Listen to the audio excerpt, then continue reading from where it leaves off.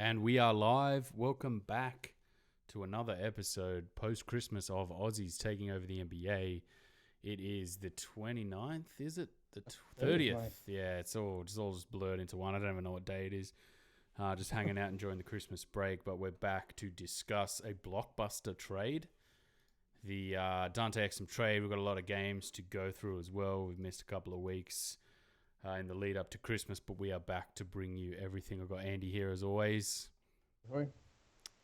Just double check that the audio is going through. Yeah, the Exum trade. That's big news for Dante Exum. We kind of little bit of a prediction we made 3 weeks ago that there might have been a trade on the table for him. But it's come to pass. I think you were the one who said it actually. Yeah, I think that's mate. I've had a few premonitions at the moment that come to fruition. It's a good trade for the Jazz. The Jazz get efficient bench scorer, 6-man role. Not really doing anything on Cleveland. Cleveland's really not going anywhere. They get an Exum who's 6 years in the league, hasn't really done anything just due to poor injuries. His 3-year, $33 million contract. It's not a horrible contract by Cleveland standards, so it's a good trade. They get a couple of second-round picks out of it. It's a no-brainer for Cleveland fans if you're a Cleveland fan as well. You wouldn't be jumping up and down. You get the opportunity to potentially get a guy who could, if he ever got healthy, be just as effective and probably a better defender than Jordan Clarkson. But I mean, this Cavs is a 6 to 10 year rebuild team anyway. We're not seeing anything. 6 to 10. Yes. You've got to think, man. You've got to think. It's can't get rid of Kevin Love. You've got two players which are exactly the same in Sexton and Garland. And you've got a Delhi coming, Tristan Thompson coming off, potentially entering the buyout period. They could get rid of his salary. So I don't know where this team's going with what they're trying to do. It's just accumulating picks and see what's going on from there. But at least they've got someone who can kind of steady the ship post potentially Delhi, post potentially if they move Colin Sexton on, and you've got a two-guy that potentially could play the small forward. But we really haven't seen any of Exum in so long that we don't know what he's going to give. We'll go through some of the games obviously later, and he's had some good bench minutes, some efficient bench minutes, but we don't know what he's going to give in any kind of extended period of game time. So look, good trade. I think it was, it's a fresh start going from Mormon City to cold Cleveland, but I think it's it's good for him because we just get to see him play on a crap team, and you just going to see him go hard. You know what I mean? Like, it's not as though he's going to another contender where, he's going to play 5 minutes a night. He's going to get... I had the feeling that, his injury, to recover from some of those injury troubles, he was going to take having to go somewhere and play a lot. Yep. Whereas, I don't think he was ever going to get that in the Jazz team. In that Jazz team, like, they've just started to sort of pick up their rotations a little bit. They've lost forwards. And then obviously bringing in Bogdanovic has kind of helped them stretch out their guards a little bit. Like Conley has been sort of up and down. So I don't know if... Cancer. Huh? Conley's the cancer. He's the cancer of that team. Yeah. It's inefficient scoring.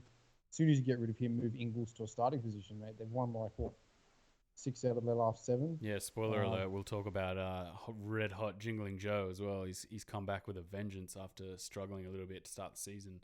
He must have heard us talking about his poor start to the season. But in terms of Exum, like, I don't think he would have got the time and the room to really regenerate his body there. Like, I think he just needs to play basketball for 2 or 3 years as hard as he can, and get up to 20, 25 minutes really to reinvigorate his body and reestablish where he is in the league. He's on that 3-year deal. It's a not a great contract for a team like the Jazz. I think it's a better contract for a team like Cleveland. They're going to have to buy in a little bit to him rather than the Jazz. It always felt like it wasn't built on basketball pedigree. It was kind of built on honoring a young player who's had some injury troubles. Whereas at Cleveland, like, he's going to have to play for what he's worth. And I think that's going to suit him a little bit better, to be honest. And especially if he wants to play in the World Cup too. And he's got a good chance if he can stay healthy through the end of this season. He's got a really good chance of featuring in that World Cup team.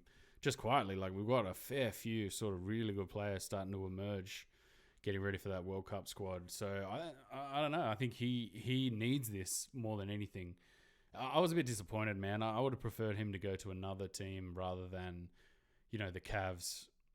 Not because it's the Cavs, but because like having two guys on the Cavs, like I prefer to have one guy on a different team, like rather than covering two guys on the Cavs. To be honest, yeah, well that as well. Or it would have been actually a really good fit if you're going to New York and the Jazz picking up like a Julius Randle or something like that. Randle's on a 2-year, $40 million contract. Perfect kind of swap mix with their cap space, and Exum going to a guard light team as well. They've got RJ Barrett, Frankie Nicotine, and Dennis Smith Jr., who's kind of on the way out. Whereas you go to Cleveland, like these guys want to develop Sexton, Garland. They've got Delly there, who's kind of their stalwart. So there's such a guard-heavy team that's kind of like, where does he fit in? He's probably going to have to play some minutes at small forward, or you're just picking up backup 2-guard minutes. So, but I think that helps him though. Like I feel like that helps him rather than having to be a third wheel player and establish himself. I think like having other guys who are at the same stage of his career might help him a little bit, might drive him a little bit more. You're not playing in a team with an established hierarchy. You're kind of playing in an environment where you have to fight for your minutes type of thing. I don't know. I feel like that might help him a little bit. Although I'm saying that, the Knicks are kind of trying to blow it up again. The Knicks, you just like... They just make bad decisions, and then instead of going, "Oh, we made a bad decision. Let's backtrack, retrace, understand why we made that decision, try and get out of it." They just like thrash around and like you become entangled, like jettison things, throw things everywhere, and then you just like, now you've just got shit everywhere. Like fuck, man. They don't fix their problems. They just blow it up like even further, and then you just the Knicks, man. Let's not talk about the Knicks. Do we need to talk anything else about the wider league in general? The Philly conundrum is a big one. We can talk about the games, but we just got to talk about how this super team just doesn't work. It doesn't work, like you're calling it. Obviously, you're pretty biased as a Philly fan. It's like it's definitely different looking at it through the eyes of a fan rather than like in the cold hard light of day watching it analytically for someone. The Warriors just quietly had a fired into life, had a good 4-game stretch. It was good to watch. It's weird. Like it's just a weird team, but I don't know if it's weird good or weird bad. It's a weird team to watch, man. And Embiid, sometimes you want him shooting from outside, but at the same time you're just like, I don't really want that. Yet, yeah, you kind of want him in a low block. It's just you've got 4 guys that just play in the paint, and that's not what what you've built the team around. Okay, you've built it around Simmons and then a player in the low block. From my mind, Horford doesn't fit. If it's got to be one of the three. It's got to be Horford that doesn't fit because, yeah, he's a great backup center. But when you're playing at the 4, you kind of want to play Harris at the scoring 4, and then potentially play a more pure scoring 2-guard. That, for my mind, I think they've got some good backup players, younger players that they could potentially use and utilize more. And Horford's production has dropped significantly this year in terms of shots, plus minus. It was in a 1-point loss to the Heat, he was a minus 25 on the night. That shows you kind of where that production is. He's an okay 3-point shooter, and on any other team, he's a good addition as a power forward. But on a team where your point guard doesn't shoot and refuses to shoot, and let's talk about that. Like what? There was a spark. There was just this hope, glimmer of hope. Like he shot a 3, it was looking like, all right, you can shoot him now, and then it's just disappeared again. It's frustrating to watch, man. It's frustrating to watch. And I'm riding the Simmons train, as a Giannis kind of clone, but you just got to do it. I don't know what it is, man. I really don't. It's just weird now. Like it's just weird. Stop. Like just shoot. What's going on? Yeah. I don't even think you just one game just like, okay, we don't care if we lose this game or not, but in order for us to progress as a team, the last 5 minutes we're just going to give the ball to Simmons. You do whatever you want, pass, shoot the majority of the time. If someone's get opens, pass, but you have to make the decisions in order to do that, because I quite clearly in a long stretch of games and over the last couple of 8 years, Embiid is not a finisher. Like a Dominant player, closer, you mean? closer, not a Yeah. closer. Harris is $180 million of nothing in the fourth quarter. Really, let's be real. Kind of a great scorer, but shit the bed when it closes. Horford's not a closer. Richardson could be, but maybe in a couple of years when he matures a bit more as a player. So really, you've got a guy that you've just signed to a rookie max, who is the pinnacle of your franchise. If you don't even want to win this year, and you want to win next year and the year after, that's what he has to become. So that's what he has to do. And if you lose the game, so what? Everyone, no one will care. Not anyone in the league will care. In fact, everyone will be telling him to do that again and again and again until you get that right. Mm. Because that's what it needs to be. That's what it needs to be for that team to go from title contenders or Eastern Conference contenders to they will win a championship, hands down. So I'm just looking at their per game stats. So Joel Embiid's taken the most field goals, 16, and then Harris behind him at 15. Then I wasn't really expecting Josh Richardson to be taking 12, and then Horford 11, Ben Simmons 10.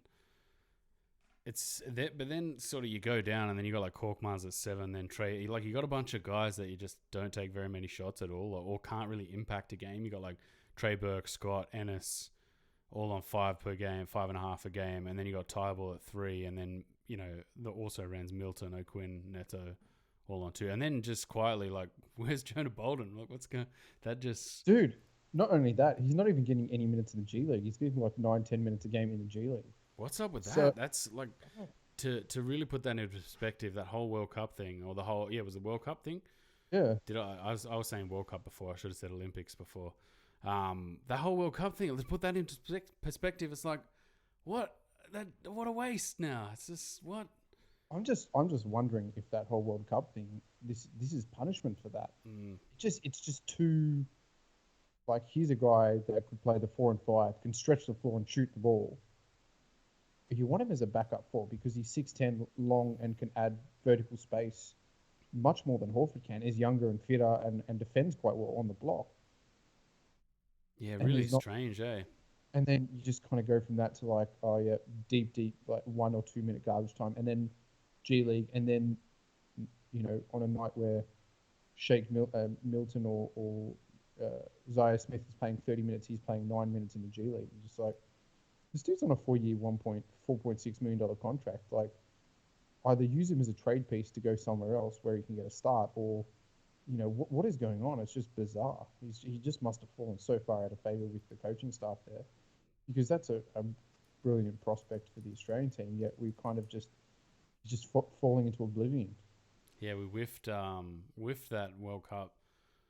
Like the him leaving in the World Cup, and then now like for him to go into this season not be playing, it's a bit just, I don't know. Like, is it going to lay a marker down now for the Olympics where we've got a new coach regime, we've got Brett Brown. Obviously, maybe that's not the best, like the best environment for the Australian squad to go from Lamar, like the issues with Lamarnus and him leaving, to then now Brett Brown's the coach. Maybe that's weighing into it a little bit. Does he think, oh, I'm not even going to get into the Australian team now or something like that? Maybe there's some stuff to do with that. Maybe he doesn't want Brett Brown as a coach or something like that. I'm just speculating, but yeah, it's just crazy. Should we just transition just seamlessly into Philly and we'll just talk about their games? Yeah, sure. Quietly, I think their poorest stretch of the season so far. What are they? 9 games. Was it 9? 4 wins, 5 losses. Yeah. Shit, and some bad losses to the Nets, to the Heat twice. Yeah. To the Mavs with no Doncic at home. That was their first loss at home too, wasn't it? Yes, it was. No, it wasn't. No, it wasn't. It was the Heat at home. Yeah, that was their first loss, and then that second loss. Yeah, just and Simmons is playing a lot of minutes, man. That's a lot of minutes. 292 minutes over this stretch, and even I just bricked the spreadsheet, and I didn't put one of those games, averaging 36.5 minutes. It's a lot of minutes, man. He's kind of their whole defensive setup as well. They rely on him so heavily as the go-to. Like, I mean, you can talk whatever you want. He has closed out games based on defense this year. And quietly just had a few really stellar defensive players in this stretch too. He said, "Well, look at this: 3 steals, 1 steal, 2 steals, 3 steal, 4 steal, 3 steal, 4 steal, like averaging looks like about 2.9 steals a game. Quietly, just having like a masterclass in defense. Masterclass in defense. His passing efficiency's gone right up. Scoring has gone way down. But I suppose when you're passing more, scoring is going up. Turnovers is reduced. So that part of the aspect of his game is tightening. But it's really about the team dynamic, and they're missing Tybal, which is a big contributor defensively, and also on the 3-ball, one of the highest 3-point percentages in the league. You'd have to rate Korkmaz as probably a good to average bench player, but they're just not getting production off their bench. I don't think they're playing the right rotations. They're not getting the guys that were the scoring guys to start the season in. Shake Milton obviously getting injured, and then now just falling completely out of favour on the rotation. I kind of like Korkmaz though. I think Korkmaz has upside, but the upside for him is just streaky shooting. You know what I mean? Yeah, it's like a Bellinelli kind of thing. Probably defensively playing a slightly better. Look, the other one as well is that we have to talk about is Trey Burke. Now, Trey Burke's been an efficient scorer throughout his whole NBA career, and then just comes to Philly, gets kind of shoved for Raul Neto, who was never an efficient scorer at Utah. Not really an efficient scorer in this league. He's really a kind of a smaller Ricky Rubio pass-first kind of point guard. Should we be grooming Trey Burke to be this late game takeover guy? There's someone on that team. Has he got it? Trey Burke got that though? I think he does, man. You look at some of his career. He's a pure scorer. You're digging in the bag for this for Trey Burke, giving Trey Burke crunch time minutes. Is he a defensive liability? He's still small, so small though. He's been defending the ball a lot better. In his playing time, he probably one of the things why you wouldn't ever sign him in this defensive team is you'd be worried about his liability. But he has been defending the on ball pretty well, defending screens. But you have to remember when you've got 7 foot, 6'10", 6'8", you can throw a 6 foot guy in there and kind of not too bad in terms of defensive. And in the last couple of minutes, let's be fair, how many times are timeouts called? You can just put a defense for an offense for defense. You know what I mean? Do you have him in that offensive lineup as that kind of little guy that can move fast around screens?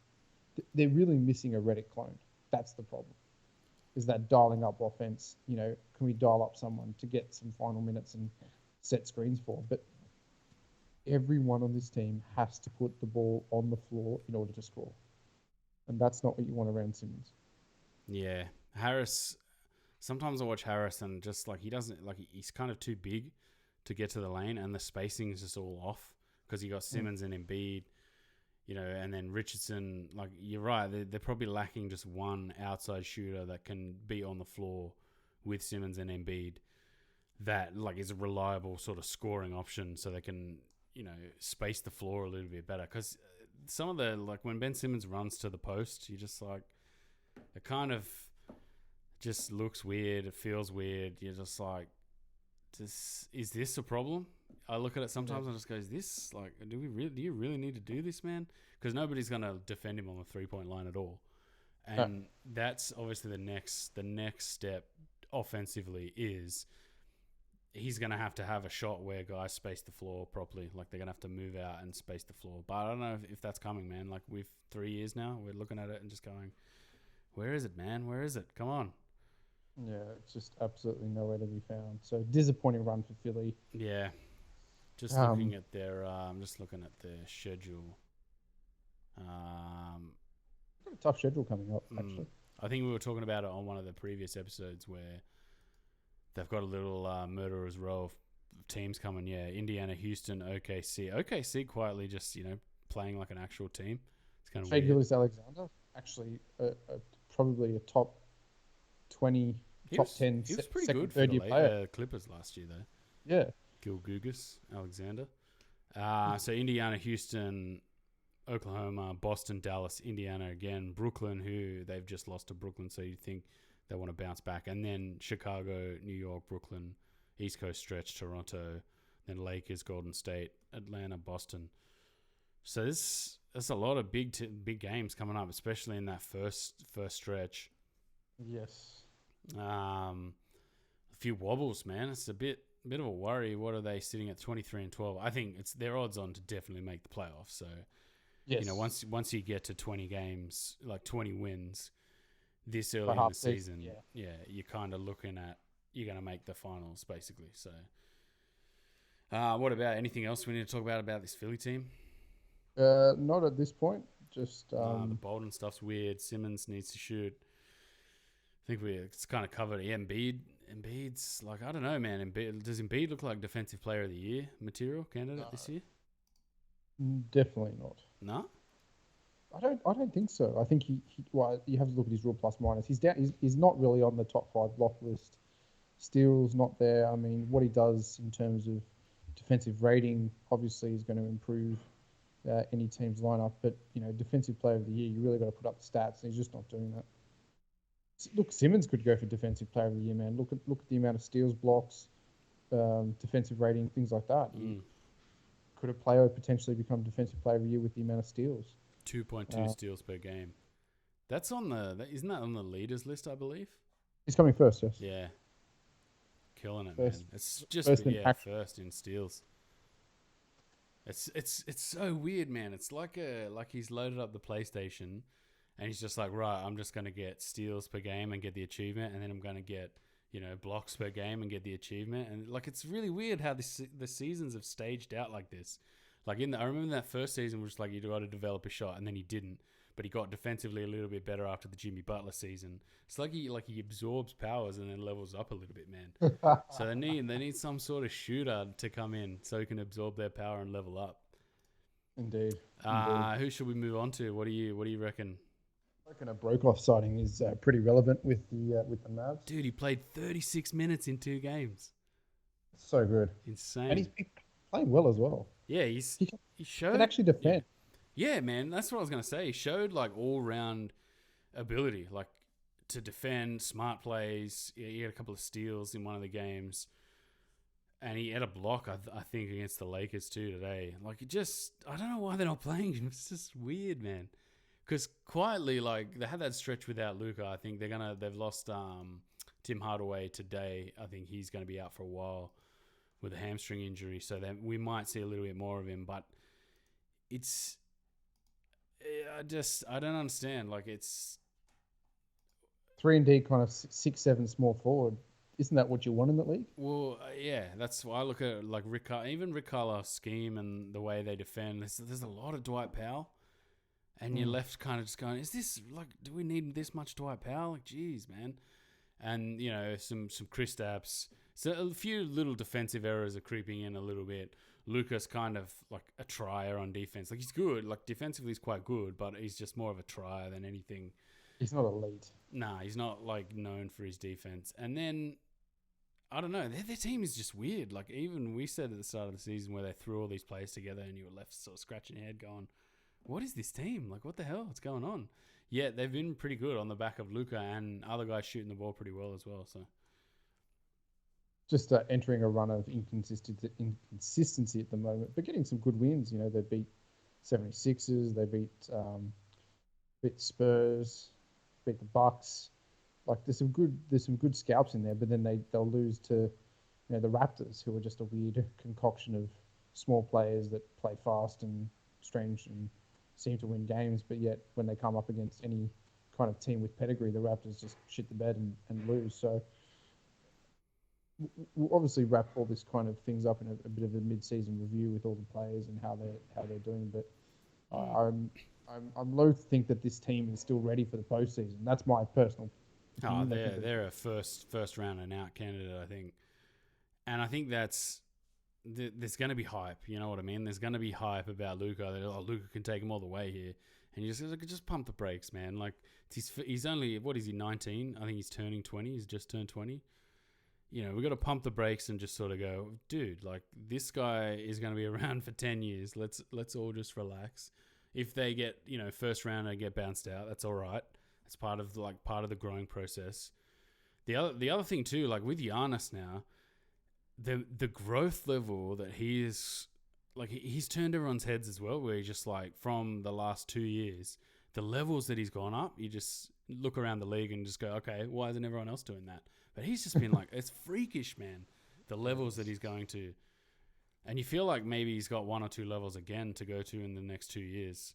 Whereas Doncic, I don't see that. Like Doncic, I feel like is playing at the absolute sort of top of his game. The only thing he might be able to get better is athletically and stamina-wise, which are 2 big things. Yeah, you probably think he's probably that level of just elite offense, and always be that kind of okay defender. But he needs probably one more decent player on that team that's an elite level. I don't think he's ever going to win a championship with just Kristaps Porzingis. I think there needs to be just one more piece in there that's like, okay, there's the big 3 here. Who though? Who really? There's no one in the league. Like, he's the closer. Kristaps, you probably want, Porzingis is a power forward. You probably want an elite center, like a real elite center. Maybe a Whiteside, in terms of how Whiteside would space the floor would allow Porzingis to play off the block, give them better defensive schemes, because Dwight Powell is a bit meh. Boban is a freak of nature, but not going to win you championships. So that's Hassan Whiteside, but not Hassan Whiteside. Yeah, you're not him. Someone like him. I liked Dwight Powell. Like, in terms of what he offers you, it's just bread and butter. Like, you go in at breakfast and I just want bread and butter and toast and some peanut butter. You're just like, that's Dwight Powell. Sweet. Like, he brings that, and that's what you don't go in there going, I want a 3-course meal, continental breakfast, bacon and eggs, and you go in there and you get Dwight Powell, and you're just like, what is this? You know what I mean? Like, you know what you're getting. I don't know if he's gonna really grow to the levels that this team needs. At the same time, like, they feel like they're like an extra scoring forward short, like another Luka, but you just think that's going to get in the way, like it's going to mirror and get in the way. Like, we were all about getting everyone out of the way of Luka at the start of the season and just, betting in Kristaps Porzingis as best. Like, I think Porzingis has been pretty good. Like, it's not awful. It's not brilliant. It's pretty solid. He can shoot the ball, man. Jesus, today he had this like 30-foot 3 where and in a bad stretch of the game where the lead was sort of running away. I think the Lakers were up about 15 and they hadn't scored a bucket in a while. And then Porzingis from like the logo just, and you're just like, Jesus, man, like that's crazy. Yeah. And then Luka's got the ability to do that on his off nights. He won't. Today he took a pretty massive tumble too in that game. But I don't know what'd fit that team. Like, maybe a scoring forward that doesn't need the ball, like Klay Thompson or someone like that, maybe. Yeah, but there's only one Klay Thompson. Yeah, you're right. There really is only one of that. I don't know how you can clone that, really. Because kind of Tim Hardaway Jr. is kind of that. Like, he's a guy that doesn't need the ball. Not obviously as good a shooter, but he's a guy that low sort of ego, doesn't have to have the ball. But you can give him the ball and he can make something happen. So I don't know, man. That team is just... It looks like it could quickly go south. You know what I mean? They could have this stretch here now where they just lose 6-7 games. It kind of unravels a bit, and they're just now they'll be clawing for the top 6, top 8. Basically, I'm just going to look at their schedule. Well, this is the period of mediocrity as well, where teams will take a few losses. It's kind of all been set up in the first 40 games to what the playoffs are really going to look like, and you think the Mavs are going to make the playoffs with 20 wins. They're going to claw another 20 wins out. You'd think that would be the case. Yeah. They get to 20 wins pretty early on. Yeah, you kind of like, okay, we're getting there. We're getting to the 30s. Okay, we're dialing things back. We're not, and we're trying to scheme and defend for the postseason. So yeah, you don't think that it's going to be too hard for them to get there, but yeah, I don't know about the postseason. But this is going to be their stretch. So we've got at OKC, home for Brooklyn, Charlotte, Chicago, Denver, Los Angeles 76ers. It's not too bad. And then at Golden State and Sacramento, and then at home for Portland, LA, Portland, Utah, OKC, Phoenix, Houston. So this here now is a stretch where if they go, right, if we can get maybe, 7, 8, 9 wins out of here, I think they're cemented and that's it. They're in that top spot. They're in the top spot. They're in the top 8, I think, guaranteed if they can cement. Plus, that'll give them some momentum, sort of. But now is kind of where it's that, like, we overreacted a couple of weeks ago, like sort of the start of December. I think now it's time where you go, right, it's post-Christmas. We've got to start getting really into the nuts and bolts of the season. I think it's where some of the smaller teams start to get a little bit better as well. So it's going to be interesting to see how they go for the next few weeks in January. Shall we pivot slightly to the Detroit Pistons? Thon getting some starts. Playing some good minutes as well. That game against the Celtics, he played extremely well. 23 minutes, 15 points, yeah. Shot well, shot the ball well, got to the line. Look, Blake Griffin has just gotten so bad this year. You'd think that his body is broken, man. He's a step behind the knees. He's got to be medically retired, I reckon, in the next 2 years. I just think his body is just completely medically retired. As sneaky stint in the NBL, maybe 28 games potentially could, but I think he could probably make more money doing comedy in LA. People just laughing at him, but is that not a bit weird to you? Does that make you just be like, that's weird, man? It's America. Everything's weird. 6-time All-Star, 3 All-NBAs. Sorry, 5 All-NBA, 3 All-NBA second, 2 All-NBA third. His body, it's 30. His body's just, too many injuries. His body's failed him miserably. And he's got 3 years after this left on his max contract. Maybe a Dwight Howard style loses 35, 40 kilos. 40 kilos. 40 pounds, 50 pounds. He probably just needs to take a year off and just get his body right and come back. And you're right, just lose the weight, get all the niggles out, get some stem cells, get all that kind of stuff happening, and then come back fresh. This Detroit team is not going to make the playoffs. My sneaky is somehow there's a trade for Derrick Rose to a championship team, a contender. Yeah, interesting. And the reason I say that is there's a lot of young talent. Look, this could even be Philly. I wouldn't mind it being Philly. Wouldn't you? Derrick Rose on that team? Who would you give up though? Zaire Smith, Jonah Bolden, picks. What? Didn't he sign a decent deal? But I'm just checking the trade machine. 2 years, $30 million. This is a new addition on Aussies taking over the NBA this year. Just working out how to use the trade machine. Here we go. What do we got? Derrick Rose, $7 million. Ooh, might be difficult. In Philly. Philly. Let's look up Philly. What do we got? Derrick Rose for $7 million. It'd have to be like Mike Scott and Zaire Smith. Easy. Yeah, you'd do that? Yes, you would. Maybe. I like Mike Scott. I like Mike Scott out there, but really that's the only salary really that's worth putting in there. Yeah, but Philly already over the luxury tax. If you know you want that closer short, he's probably the cheapest and best closer on the market that you could get. And it'd take a lot of minutes off. It'd take a lot of minutes off Simmons, and also put Simmons into that power forward role. What about Derrick Rose for Zaire Smith, Trey Burke, Neto, and Shake Milton? No, you probably need one of those. So many guards. We'll just spin 5 guards for 1. That's a good. I like that though. Derrick Rose sneaky to Philly. That's a good shout. I'd like that. I'd like to see that. What other contenders could he go to? Not the Jazz. Not the Rockets, obviously. Clippers, maybe? No. Not the Nuggets. Not maybe the Lakers, maybe? No. Nah. You got LeBron. The Heat, AD. maybe. What about the Heat? Yeah, that'd be a decent trade for the Heat.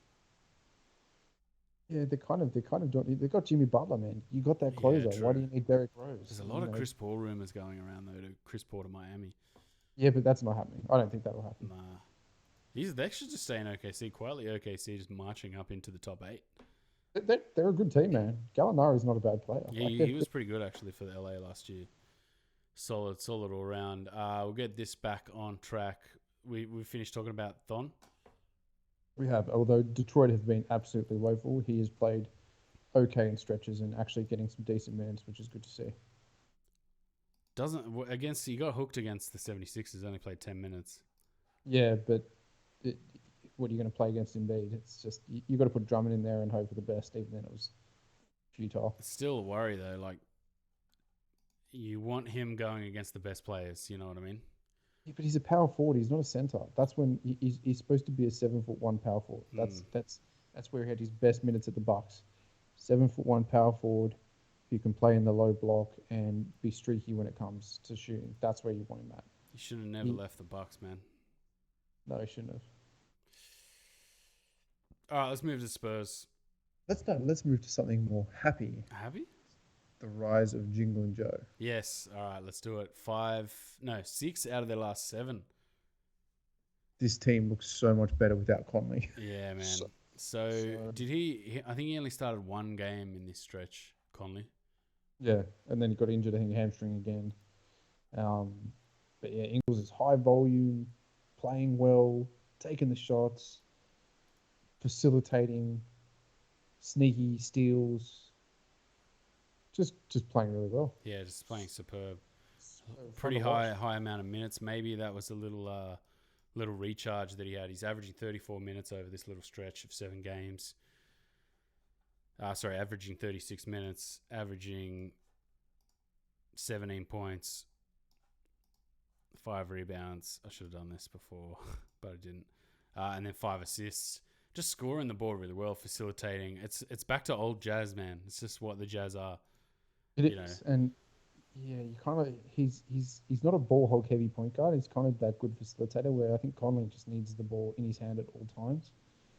I've noticed like Gobert, you would think is a really good pick and roll player, but the league itself is moving away from just bog standard pick and roll to bigger guys that can set bigger screens and roll quicker and leap. You know what I mean? Like Gobert is just so slow, and having to wheel him in and out of pick and roll all the time. It's brutal, man. It's hard to do. It always falls over in the playoffs. Always falls over in the postseason. You get quicker teams like Houston that have taken them down the last couple of years. And it always falls over because after 82 games, man, you can't go to the same thing over and over again. You really can't. So, but it's good to see they're probably adding that Bogdanovic is going to add that outside shooter that will take away more of that 3-on-2 defensive pick and roll. Because last year they really just didn't have that knockdown kind of outside of Ingles 3-point shooter. And Bogdanovic has been that. Donovan Mitchell's taking smarter shots as well, playing excessively well. That game they beat the Clippers, my God, he had a blinder. Took Leonard off the line and just yammed over him. Yeah, he just drove by him, eh? Yeah, that was sweet. It's still I don't know if this team doesn't feel quite there. Maybe if that Jordan Clarkson trade, if it wasn't Clarkson, maybe if it was somebody that was a little bit better defensively or more reliable defensively, you might sort of think it was a better trade. But I still think he's going to fit. It's kind of like Portland had Rodney Hood last year, but it was one of these teams got Hood. I think it was the Cavs, and you could see the scoring, and you're just like, oh yeah, scoring, sweet. And then you see it get defensively exploited, and you're just like, oh yeah, that's why that guy's not an elite player because he's not great defensively.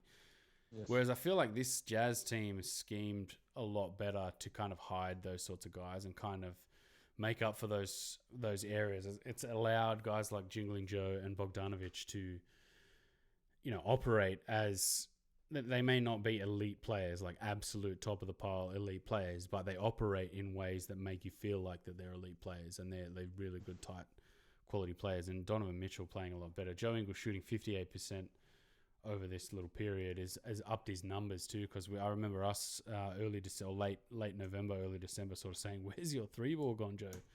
Disappeared, but he's come back with a vengeance. Quietly shooting 29 of 50 the last little 7-game stretch, 58%, plus 85 in this stretch too. Must be feeling it at the moment. And I think he's more of a feeling it player. You know what I mean? He's not a just lights out balls to the wall every night, playing hard all the time. He's feeling it. He's had a little bit of a rest. He's come off the bench. He probably needed that. Obviously, he's one of the NBA's most. I think he's got the longest active streak of playing games. So yeah, phenomenal. Just been superb to watch, man. After we kind of quietly just gave him a little bit of a panning. We did. He deserved it, and you know what? He deserves the accolade for playing so well in the last stretch of games. But yeah, man, the Jazz are looking much better, and with Clarkson, we'll probably look even better now. Quietly a good trade. We didn't really talk about the trade in depth. Good trade. Completely, yeah. It's a fantastic trade, I think, for both teams. Cleveland get a couple of second-round picks. They get a young player who, potentially can give them, I don't think anything now, but 2-3 years down the track, much more efficiency and better defending as well. If you're going to build a team around defense, Dante Exum is a far superior defender than Clarkson is. So it'll be interesting to see how that unfolds. But hopefully you get some decent minutes this year. So should we move just quickly to the Cavs, where Exum is? Just transition over to the Cavs and Delhi. Quietly, Delhi, that 3-ball man, 12% this season, 2 of 11 in this stretch. That re-engineering of the 3-ball is not going well for him at all. No. Scarily bad. He looks like he doesn't want to shoot it now as well. Watching him a few times, he just does not want to shoot the 3. And it's a worry, dude. And we need that for our Olympic hopes too. We need him to maybe go 1 of 3 or 2 of 5. I think with our setup in that Olympics, we need him to shoot, 5. I think you look at where all these shots hit. They hit the front of the rim, man. I think the FIBA 3-point line suits him better with that new shot style. It's so high, man. It's just way too high. He's like backpacking it now, like. You know what I mean? Like before, it was like way over his head. Like he pulled the ball over his head. Now he's just like, it's like he's pulling it out of his backpack. It's just, I don't know. I don't like it, man. I'm not into it. Not feeling it. It's not a great shot mechanic, and you just go back to what you used to do. Just go back. Right. But Exum getting some minutes straight away and scoring straight away, man. 100% in the game against the Celtics, obviously in a 12-point loss, but then win against the T-Wolves quietly. The Cavs 4 out of their last 7. Four wins out of the last 7. Yeah, and then in their last 5, they're 4 of their last 5, which is really good. Like they're not the worst team to watch. Like having watched a little bit of it, they're not that bad to watch. Like you watch it and you're not. It's not like the T-Wolves where you're just going, "What is this?" You know what I mean? Or the Pistons where you're just like, "What even are you doing out here?" Like you just you're watching this Cleveland team going, "Yeah, this is they're having some fun, playing some decent basketball." Unlike the Knicks, where you're just like, ugh. It seems like it's a better environment, even though they are losing kind of substantially. But Delhi at least getting some good minutes, playing that good backup point guard role. Exum, scoring efficiency, probably not the facilitator that they need as well. Which, if you're looking at their guard structure, Garland and Sexton are not facilitators guards; they're scoring guards. So probably wants to improve his facilitation game. Cleveland are one of the lowest assist teams in the league because they're all just ISO scorers, and that's why you don't win championships. You've got to be able to facilitate and get guys open to better scheme defenses. Because if you're hot, you're hot, but if you're not, then it's kind of all falling apart because you can't pass the ball. Yeah. And I think that's something where Exum's game kind of needs to improve too, is facilitation.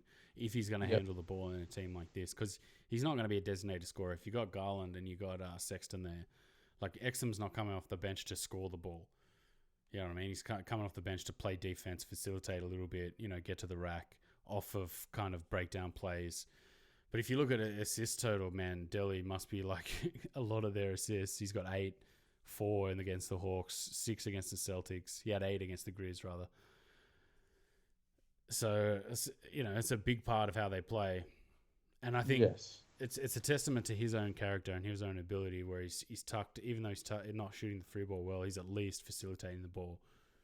giving them something offensively. So And defensively, Odeli's still a fantastic on-ball defender and not an undersized guard by any stretch of the means.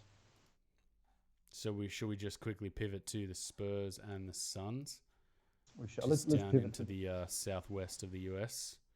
hilarity of the Suns. Yeah, just And L's for days, or like just L's all the way through. They won against the Kings today. Was it today? Yeah, it was today. Wasn't it? This team is just turgent. Devin Booker quietly is just trash. It's doing what it's supposed to do, but just not good enough.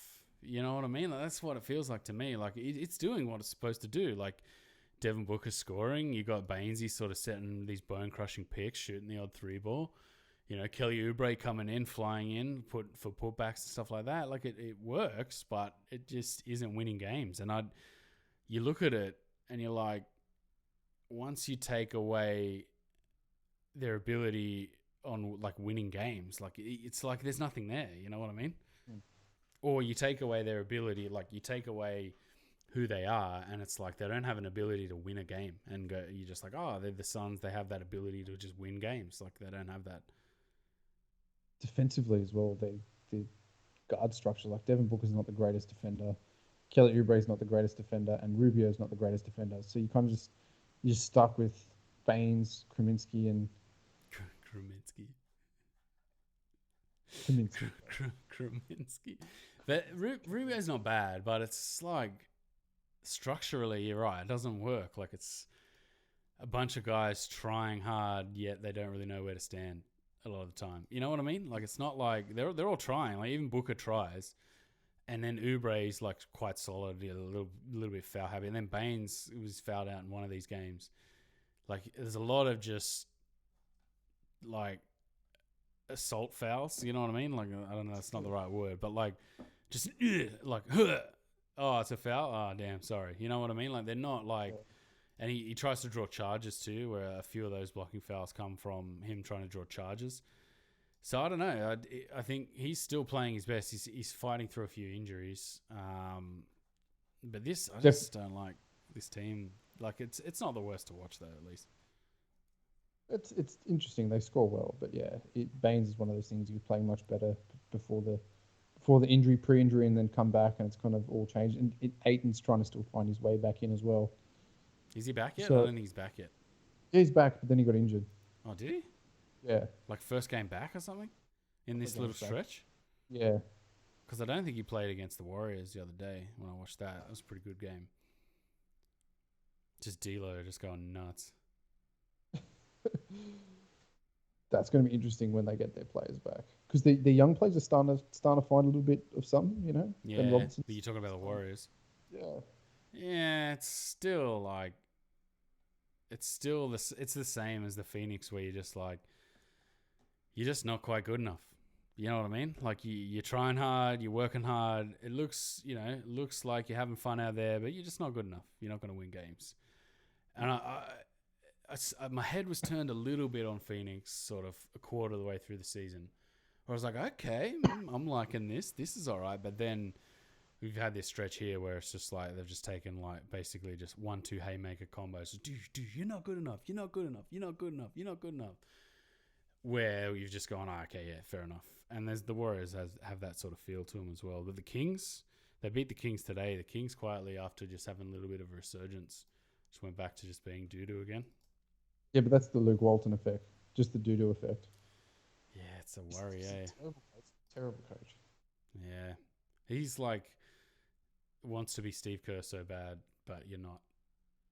That's how I feel about it. Not that that's like, wanting to be Steve Kerr's pretty good. But you know what I mean? Like, it's like, you're not Steve Kerr, dude. Like, well, Steve Kerr also had, probably some of the best players in the league over the last 10 years at his disposal. One of the best scorers of all time, one of the best shooters of all time, and the best, six dribble, 60-point players of all time. So players and nuts.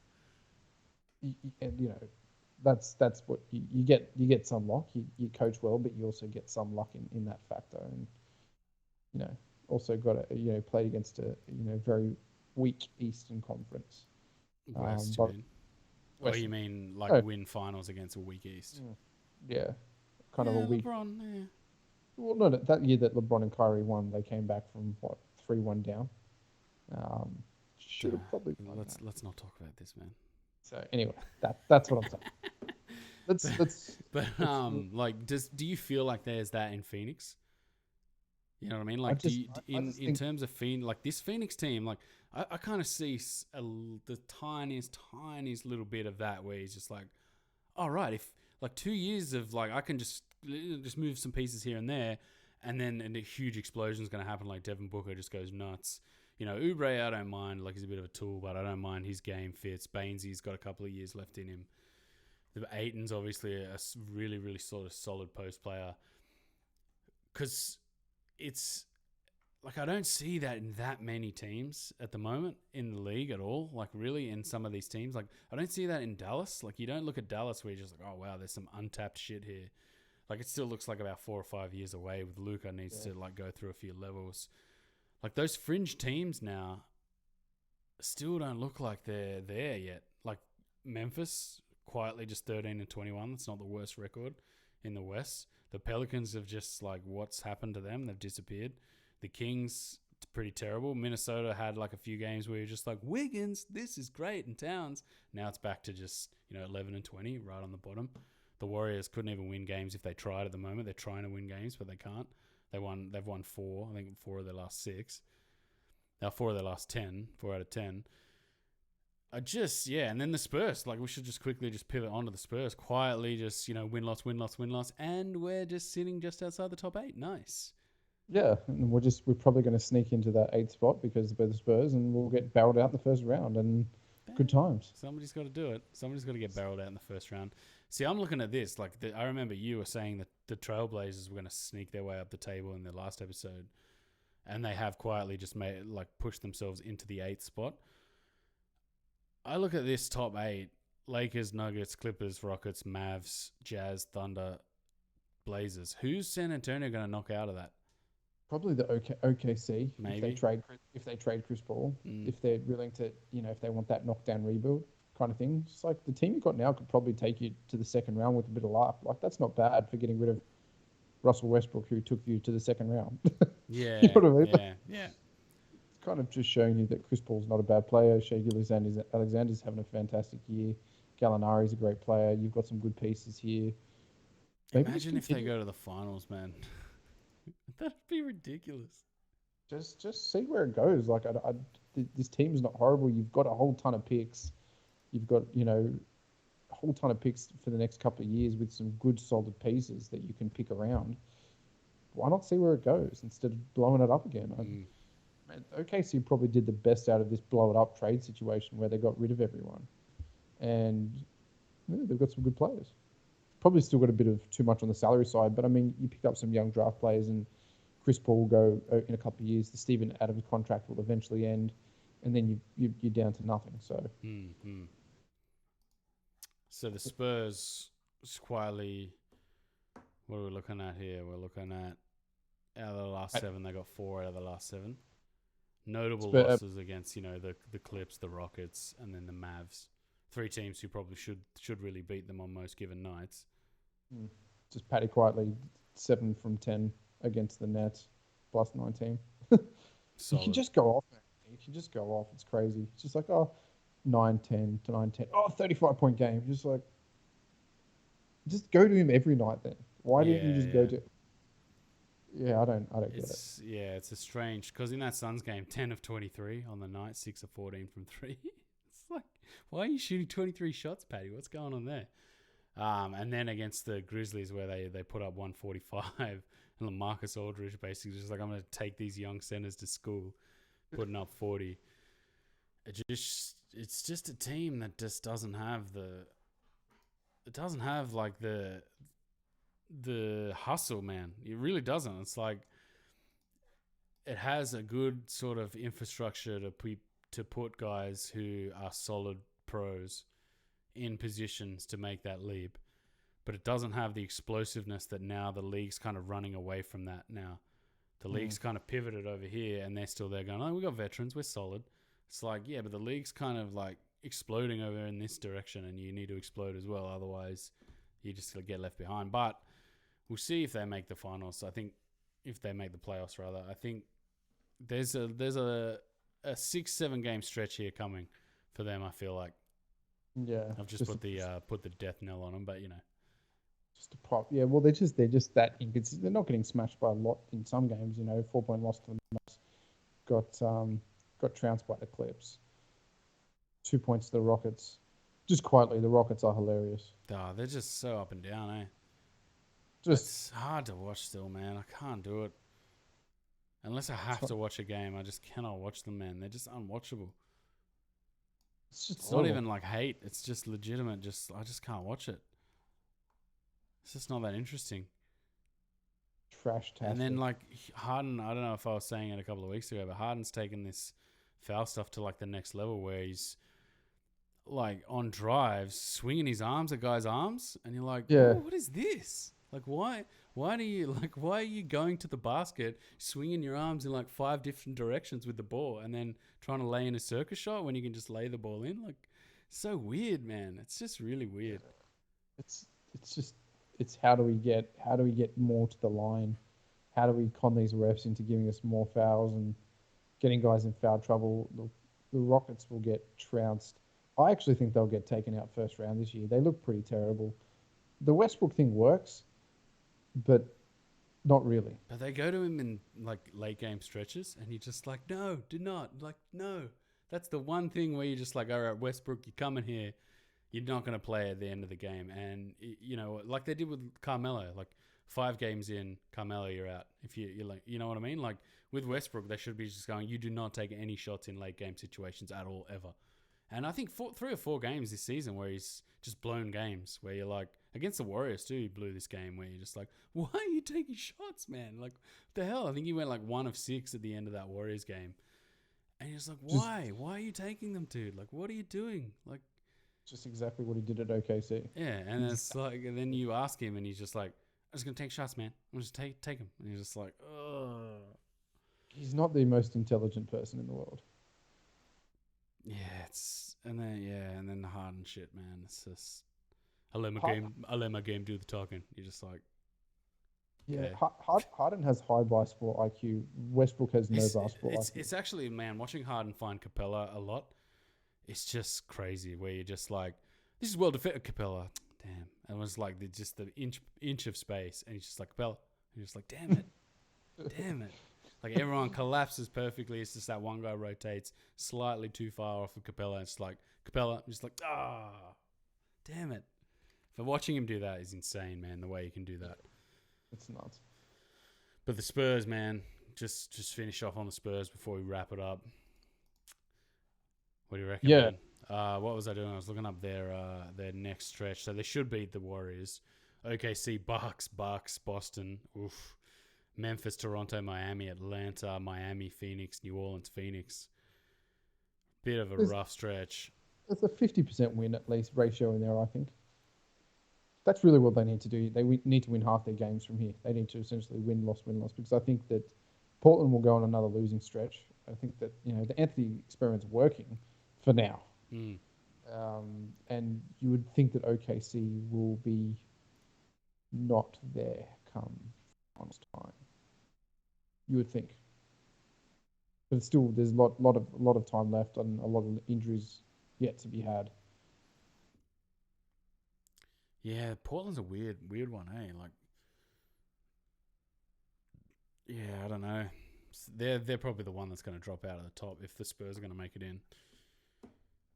Yeah. All right, should we wrap it up there? Yeah, let's wrap it. Post Christmas, everyone's a bit fatter, eating a lot more. Yeah, man. I put on like 5 kilos. Good times. Yeah, I've just been eating like a maniac menace, food menace. What are we gonna? We're gonna come back and just wrap up some more games. Maybe do a post New Year. Post New Year's, we've obviously got half set. We're nearly at the halfway point, so we'll do all our team wraps, halfway player wraps, coming probably mid to late January, and then on the downhill stretch, the All-Star break. Yeah. Another season going by. It's been a weird season, eh? It has. It's It's very bizarre. It's like the main narrative of the NBA is just disconnected, and now there's just a bunch of like satellite narratives. Like every team has a narrative now. You know what I mean? Like it's not everyone's chasing the Warriors, and like everyone's just playing for second best because it's the Warriors. Now it's like this guy's got a narrative, that team's got a narrative, everyone's got a narrative. The Lakers are crazy. Like it's just going everywhere, man. It's all over the shop. It's good. It's been good, but interesting to watch. All right. Well, you can find us all. You can find us on Aussies Taking Over the NBA. We're on Twitter, Facebook, YouTube, iTunes, Podcast Addict, and SoundCloud. We will be back in about a week, I reckon. Yeah, sometime. After today? New Year's. Have a good New Year's, everyone. I hope you enjoyed your Christmas and enjoy the NBA on New Year's. We will be back. Take it easy, everyone. See ya.